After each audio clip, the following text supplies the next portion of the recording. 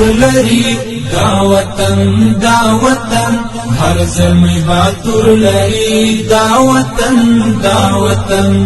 عجیب غرور لري دا وطن د څلورلارو د ښکلاو د ارزښتونو د ساتلو په موخه د کمپنۍ په چوک د پغمان او چاردهي څلورلارې کې بیت المقدس ته ورته اسلامي بڼه د کابل ښاروال مولوي عبدالرشید د اسلامي امارت د مشرانو د کابل ښاروالۍ د مرستیالانو او یو ډیر شمېر ښاریانو په ګډون ګټې اخیستنې ته وسپارل شوه. په یادو مراسمو کې کابل ښاروال د کلتوري چارو د مسؤلانو د هڅونې سربیره د یادې بڼې په اړه وویل چې کابل ښاروالي د تاریخي فرهنګي او دیني ارزښتونو د ساتلو په موخه د کابل ښار په کچه یو شمېر بڼې او پروګرامونه تر لاس لاندې نیولې دي چې په بیلابیلو پړاوونو کې به پلي شي. نو موږ تقریبا 15 چارایانې مو شروع کړی وو چې دا تقریبا یو اتم یا نم چارایي دی چې موږ جوړ کړی دی تنظیم کړی ده.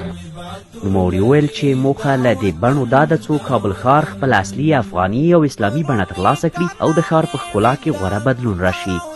یاده بڼه د اسلامي او تاریخي ارزښتونو د ساتلو او د فرهنګي میراثونو د بډاینې په موخه په 18 متره اوږدوالي او پراخوالي او 9 متره لوړوالي طرحه او ډیزاین شوې ده او په یو وقت د 109 هویتونو لمونځ کوونکو وړتیا لري.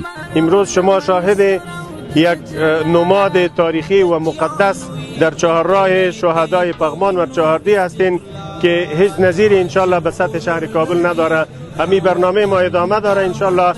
کدام نواحی که از زیبایی شهر بیرون مانده چهارراه‌های بزرگ شهر کابل انشالله که شما در نزدیکا شاهد زیبایی تنوع و آبادی از مناطق شاید باشین. د کابل ښار د تیرو میاشتو له حالت سره پرتله کو کاملا بدلون راغلی ده.